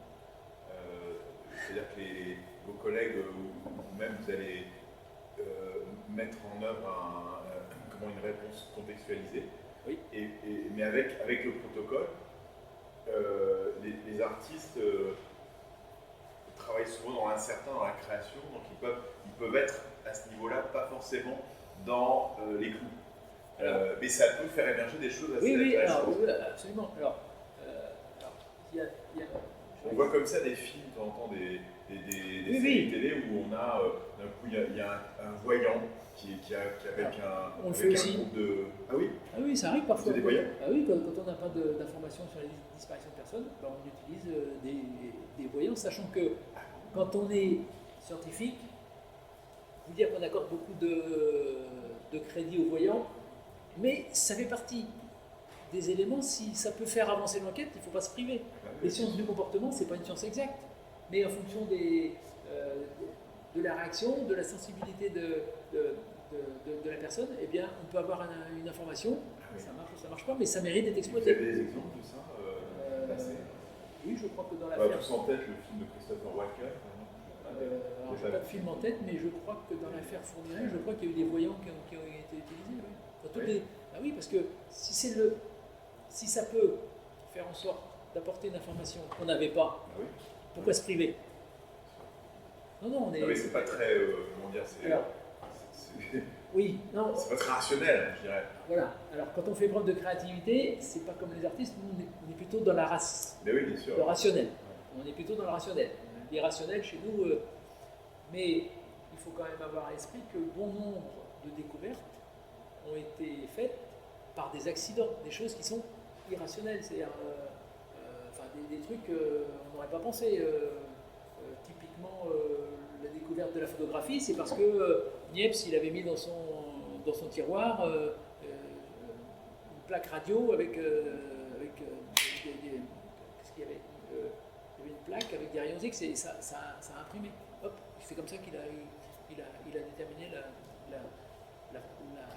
la radiographie. Alors c'est pas Niepce, c'est Röntgen. Röntgen, celui qui a découvert les rayons X, c'est comme ça qu'il a fait. Il y a plein de grandes découvertes qui ont été découvertes comme ça. Il y a beaucoup d'œuvres d'art aussi, qui sont des accidents. Voilà. Oui, aussi. Oui, c'est vrai. Dernière question, quelle heure est-il un peu, je sais pas. Il est 35. Ah bon, on a encore un peu de temps là. Oui. C'est un peu décalé, c'est sur l'activité criminelle, mais plutôt sur des artistes qui travaillent dans la rue, qui font des installations, du graffiti, ce genre de choses illégales.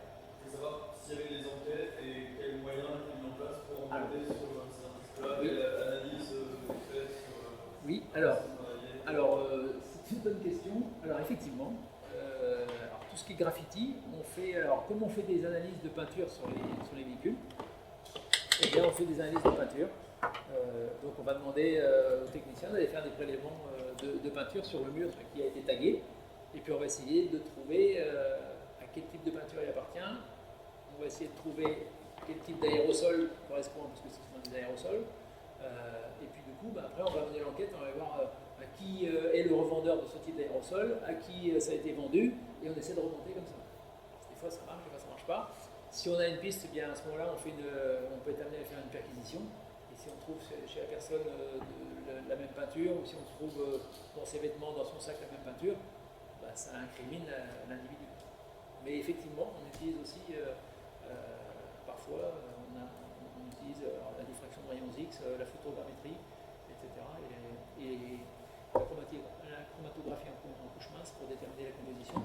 Et puis comme ça, on fait des comparaisons. Et puis on arrive à l'identification. Et puis on identifie la peinture. Après, il faut identifier, comme j'ai montré tout à l'heure, l'interprétation. C'est pas parce qu'on a identifié la peinture que la personne qui a la peinture est forcément l'auteur. Il faut qu'on trouve d'autres éléments contextuels qui vont permettre de dire c'est lui l'auteur. S'il en a sur les mains, s'il en a sur les vêtements, c'est plein de choses. Voilà. Rétroactivement, est-ce que vous êtes arrivé d'enquêter sur, ou de savoir, d'avoir des informations sur l'enquête de disparition d'œuvres, de vol d'œuvres, de destruction d'œuvres? Mais quand j'étais au département microanalyse, on a travaillé avec le Louvre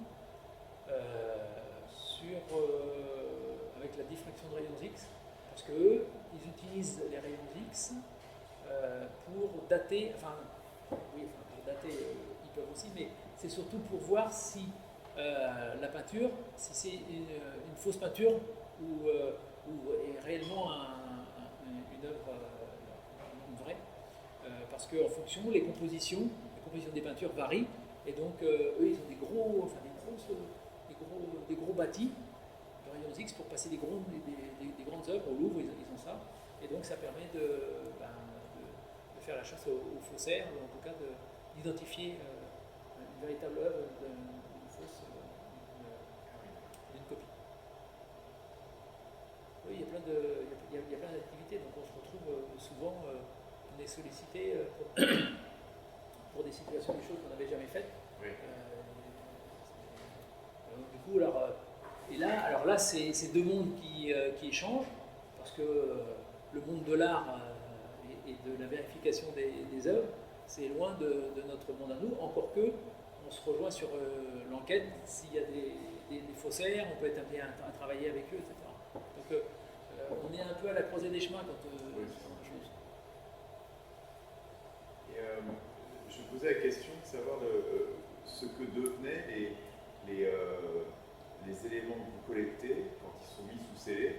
Oui. Est-ce qu'il y a donc une date de péremption ou est-ce que finalement on va une affaire qui est encore en cours de 30 ans, tout va être consigné, mais alors dans un hangar numéroté, c'est quoi ça ressemble un peu à la fin au hangar de Indiana Jones, non Ouais. Alors, avec, oui, je vais essayer de répondre. Alors, si je prends l'exemple du Concorde, par exemple. Le Concorde, il y a eu pendant très longtemps, on a eu pendant plusieurs années, tous les débris du Concorde ont été remisés dans un hangar à Dijon. Et donc, le temps qu'a duré l'expertise. Puis après, ça a dû être conservé jusqu'au procès. Le procès a eu lieu 10 ans et l'appel 12 ans après les faits. Et donc, ça a été conservé. Et donc, normalement, tout ce qui concerne l'affaire, tous les prélèvements peuvent être détruits à l'issue du procès quand toutes les voies, tous les recours, quand toutes les poursuites ont été épuisées. Pour autant, dans notre laboratoire, je vous ai parlé qu'on avait des biologistes. Dans notre laboratoire, on a un service central de préservation des prélèvements biologiques. Et la législation nous oblige à conserver pendant 40 ans les prélèvements biologiques, à conserver pendant 40 ans. Donc ça suppose qu'ils soient conservés dans des températures froides, de manière à pouvoir être exploités, parce que s'il y a des prélèvements qui sont une personne qu'on retrouve, eh bien, il faut qu'on puisse faire la comparaison et dire que les faits qui n'avaient pas été résolus peuvent être résolus par le prélèvement qui a été fait. Donc on conserve. Normalement, les prélèvements, une fois qu'ils ont été exploités, ils vont jusqu'au procès, et à l'issue du procès, dès que les voies de recours ont été épuisées, ils sont détruits. Mais sinon, on en aurait des hangars. Oui, j'ai le souvenir de mes visites dans le musée de la rue des Carmes. Oui. Et là, on retrouve des affaires quand même assez prestigieuses. Oui, alors, il y a les armes. Alors, les armes, souvent, nous, on a je crois qu'on est à 16 000 armes. C'est-à-dire que quand les greffes, les tribunaux, ils stockent toutes les armes pour les procès, dès que les voies de recours ont été épuisées, les armes, ils les dispatchent avant la destruction. Et donc, nous, on a une collection de références qui nous permet d'utiliser ces armes pour les démonter, etc. Plutôt que d'aller démonter l'arme qui est mise en cause, qui appartient à une personne, on va plutôt démonter, regarder le fonctionnement d'une arme de référence, faire des tirs avec. Ensuite, une fois qu'on aura vu comment il fonctionne, on va tester sur l'arme de question qui nous est soumise et qui nous est donnée pour analyse. Et donc, du coup, on a presque une bourse aux armes. Donc, on va collecter les différents greffes, partage les différentes armes. Donc, nous, police gendarmerie, on se partage les armes. Et donc, nous, on a une collection d'armes oui, je crois que c'est 16 000 armes de référence. Donc, et toutes ces armes ont souvent des histoires. Donc, c'est très intéressant. Parce que, du coup, les armes ont des modifications liées à des événements qu'on puisse produire, des accidents qu'on puisse produire, etc. Donc, et ça nous permet d'avoir une référence tant sur les armes que sur l'évolution et donne des informations. Donc, c'est assez intéressant. Oui, des armes qui ne fonctionneront plus, enfin. Ah non, qui seront plus utilisées, parce qu'elles ne sortiront pas du laboratoire. D'abord, elles ne peuvent pas sortir. Légalement, elles sont interdites d'utilisation, hormis pour des tests comparatifs dans le cadre de comparaison ou de questionnement judiciaire. D'accord. En fait, là, vous opérez comme un musée, presque. C'est ça. C'est un peu ça. Donc, en fait, on a des armes, des armes, notamment, qu'est-ce que j'ai en tête les officiers SS avaient dans leur ceinturon, je crois que c'est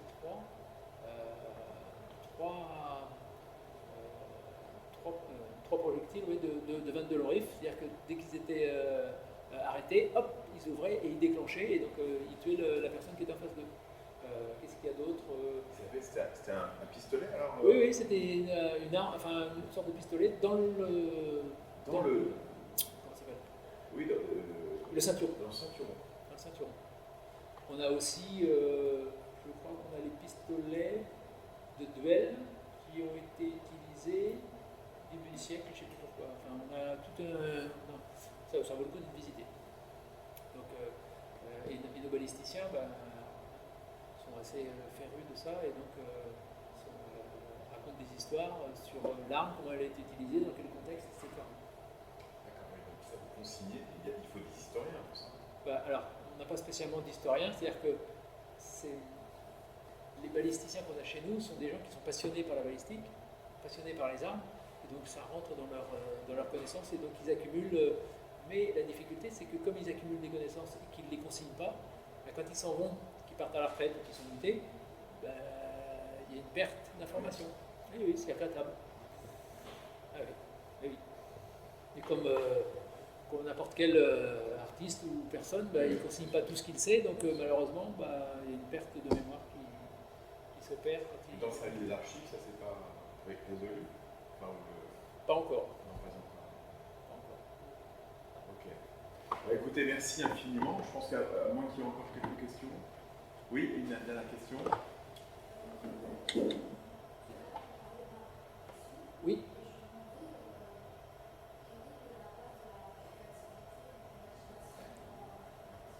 Aucune. Alors, justement, c'est fait pour éviter. En fait, je vais parler d'interprétation pour bien vous montrer que, les choses ne sont pas si binaires que ça, mais pour autant qu'on se débrouille pour limiter au maximum la part d'objectivité. De subjectivité, pardon. Et faire en sorte que on essaie de pondérer les différents indices de manière à faire en sorte que, en termes de probabilité, plusieurs indices, c'est pas le signe plus qui est opéré, c'est le signe multiplié, parce que ça dérive du logarithme, et donc plusieurs indices, on multiplie la probabilité. Et donc du coup, si par exemple une tache de sang sur un vêtement, on arrive à un LR de, je vais dire une bêtise, de 100, si en plus on trouve des empreintes, on aura un LR de 10, on multiplie. Donc 100 par 10, ça fait 1000. Et donc du coup, la balance, et là c'est bien la balance de la justice, penche du côté de l'accusation. Et donc on essaie de pondérer et de mettre une valeur numérique basée sur l'expérience, bon, ça c'est un peu subjectif, mais basée surtout sur des études qui ont pu être menées et qui permettent du coup d'avoir une occurrence. Je vous ai parlé tout à l'heure de la fibre de laine rouge. Eh bien, il y a des études qui ont montré que la probabilité de la retrouver était très faible, je crois que c'est 0,1%. Donc ça veut dire que si on retrouve une fibre de laine rouge, c'est un indice très fort, parce que comme il est très rare, c'est très fort. Donc du coup, quand les personnes qui vont être incriminées, si on trouve dans leur garde-robe un pull de laine rouge, ça va être un indice très fort. Donc là, pour le coup, le LR va être très fort.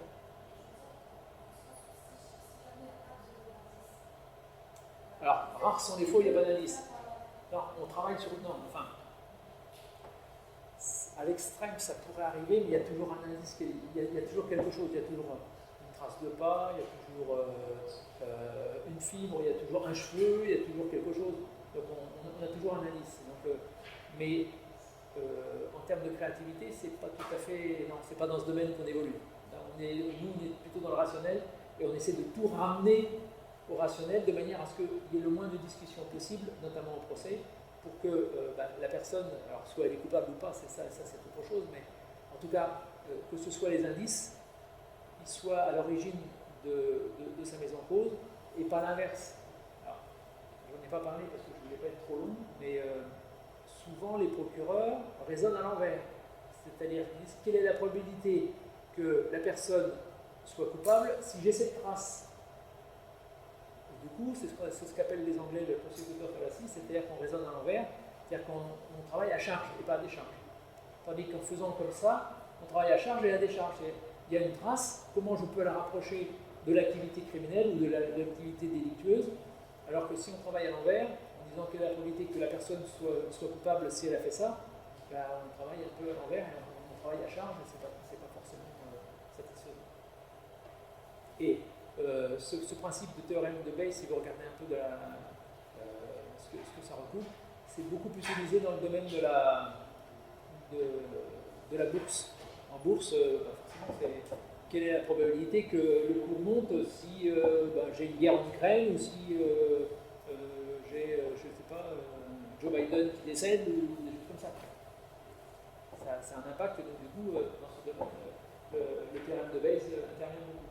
Mais chez nous, on l'utilise très souvent parce que ça nous permet de garantir nos résultats et puis surtout de faire en sorte que le magistrat soit le mieux éclairé sur la culpabilité de la personne qui est incriminée. Je pense que cette réflexion à des charges, est-ce qu'il vous est arrivé de devoir produire des éléments scientifiques qui ont finalement disculpé quelqu'un? Alors, je n'ai pas connaissance de cela, mais pourquoi pas, parce qu'en fait, nous, notre travail, c'est pas de juger. Notre travail, c'est de constater, de faire des analyses qui vont ensuite être exploitées, utilisées Vous n'êtes pas au courant, vous ne savez pas forcément. au procès pénal. Voilà. Dans la majeure partie des cas, on n'est pas au courant de l'issue. Mais il est possible que certains faits, ou parce que les prélèvements ont été mal faits, ou parce qu'il y avait une pollution, ou au procès il avait été mis en évidence une pollution, du coup l'indice n'a plus de valeur parce que du coup la personne, alors elle était peut-être coupable, en tout cas on ne peut pas lui attribuer des charges suffisantes, et en tout cas l'avocat fait valoir qu'il y a eu une pollution et que du coup on ne peut pas se baser sur l'indice qui a été évoqué. Donc voilà. Donc, ça me fait réfléchir à la dimension politique, c'est-à-dire que j'imagine qu'il y a une structuration déontologique dans votre service même, puisque on en parlait pour Dreyfus tout à l'heure, oui. Avec Gatillon qui donc a produit des éléments à charge. Oui.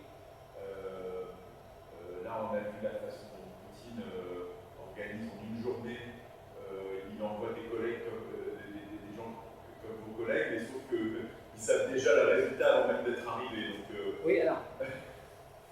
oui, il y a une certaine déontologie chez nous parce qu'effectivement, on va essayer de travailler. D'abord, tous les gens-là ont prêté serment, quand même, et donc, de ce point de vue-là, on fait en sorte d'apporter le meilleur des analyses sans se soucier si c'est à charge ou à décharge. Donc, peu importe, on produit des analyses, et si ça discute la personne, ça tant mieux. Mais qu'est-ce qu'il vaut mieux? Il vaut mieux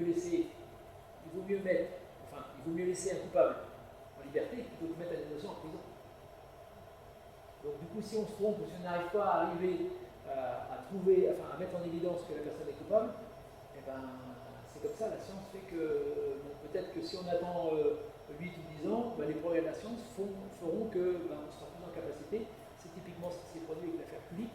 L'affaire Kulik, on a identifié les auteurs 20 ans après ou quelque chose comme ça. C'est l'affaire de la jeune banquière qui s'est fait agresser et tuer sur le bord d'une route. Le coupable en question, je crois que est décédé d'un accident de voiture, mais c'est son frère, c'est grâce à l'ADN de son frère qu'on a pu mettre en évidence la présence de. C'est comme ça. Donc sur le coup, il avait été interrogé, on n'avait rien vu, mais 10 ans après ou 20 ans après, on a pu l'incriminer et avec certitude grâce à l'ADN. Tant pis.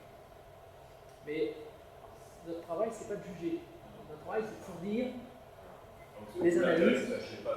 Finalement, c'est pas plus mal. Sauf, parfois, on est convoqué au procès, aux assises, pour exprimer pourquoi, dans quel contexte on a fait les analyses, et puis subir, entre guillemets, les questions de l'avocat. Mais ça fait partie du jeu de la justice. Et donc, nous, on a exploité l'indice de la manière, comme il a été collecté, pardon. Et donc, du coup, on l'a exploité et on a des conclusions qui peuvent être mises en cause. C'est pas interdit, mais normalement, cette remise en cause-là, elle est faite avant le procès, puisqu'il y a une possibilité de contre-expertise pour bien être sûr que les résultats du premier expert ne sont pas mis en défaut par le deuxième. Ça arrive assez fréquemment. Et ça, à mon avis, ça arrivera de plus en plus, parce que chez les Américains, c'est assez fréquent. Et comme ce qui se passe aux États-Unis nous impacte avec un délai de 10 ou 15 ans, ça va arriver chez nous aussi. De la phase contradictoire.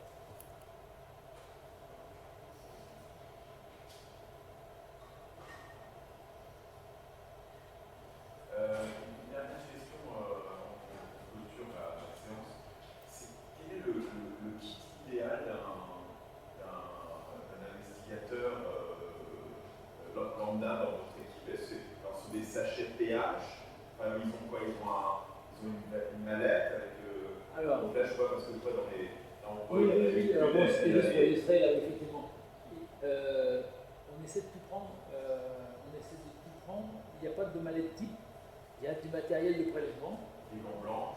Oui, alors dans tout ce qui est protection, c'est les combinaisons, gants, lunettes, charlotte, sur bottes. Et puis ensuite, il y a des prélèvements. Alors, il y a tout ce qui est écouvillon. C'est des systèmes qui permettent de collecter très fine quantité d'indices qui ensuite est conditionné de manière à ne pas être altéré. Mais après, il y a des pinces, mais il n'y a pas de mallette type. On a fait en sorte d'avoir des mallettes d'intervention qui soient la plus complète possible, basées sur l'expérience et sur l'habitude. On se dit, bon, on aura besoin de ça, on aura besoin de ça. Sur les scènes de catastrophe, quand on part, Haïti, on est parti avec 20 mètres cubes et 3 tonnes de matériel. Le petit crash d'avion, on est parti avec quelques centaines de kilos de matériel. Ça dépend. Mais souvent, il arrive que on se rende compte qu'on n'a pas tout pris parce qu'on n'avait pas les informations suffisantes pour dire mince, où on est confronté à une situation particulière où là, on a deux possibilités. Soit on s'arrête et on dit on se débrouille pour faire arriver du matériel, soit on fait avec ce qu'on a parce qu'on n'a pas mieux, on se débrouille. Sur l'affaire de Capsieux, on a fait ce qu'on a pu avec des ficelles, on a vendu des kilomètres de ficelles, on en a un peu glacé, donc on a déplacé, enfin bref, on s'est adapté. Et là aussi, l'intelligence collective est à la manœuvre.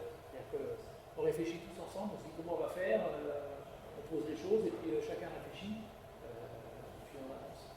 Vous recevez l'information, il y a un temps de réflexion collective. Oui. Et là, après, Oui, parce que souvent, les situations auxquelles on est confronté sont inédites. Le crash de Concorde, quand c'est arrivé, on n'avait jamais fait autant de victimes. Même le Mont Saint-Odile qui était en 92 n'était pas du tout le même. Donc, deux crashs d'avions identiques. Le crash de Concorde et celui de la Germanwings, c'est deux crashs d'avions, sauf qu'il y en a un qui se crache sur un hôtel, l'autre qui se crache sur une montagne. C'est toujours différent. Vous avez le tremblement de terre d'Haïti, on n'avait jamais fait. Les coulées de boue, on est intervenu au Ladakh, c'est au Pérou, non, c'est pas au Pérou, c'est au. Le Ladakh, c'est à côté de la Chine. Oui, c'est ça, au Tibet, je crois que c'est au Tibet, on n'était jamais intervenu. Chaque situation est différente, donc nécessite. On a toujours la même méthode pour intervenir, mais nécessite une réflexion sur là, on n'est pas confronté à ça, comment on va faire? Et là, on réfléchit. Et là, toutes les personnes autour de la table ont leur importance parce que chacun doit apporter sa contribution, sa réflexion, parce que c'est là où on voit la puissance de l'intelligence collective quand elle est mise en œuvre, c'est que 1 plus 1, ça fait plus de 2. Et donc, du coup, tous les gens qui sont autour de la table, peu importe leur bagage intellectuel, c'est pas le sujet. Le sujet, c'est leur intelligence, c'est leur compétence, c'est leur connaissance, leur expérience qui vont permettre, un va donner une réflexion qui va être complétée par un autre et on va arriver à une solution. Et souvent la bonne. C'est assez magique.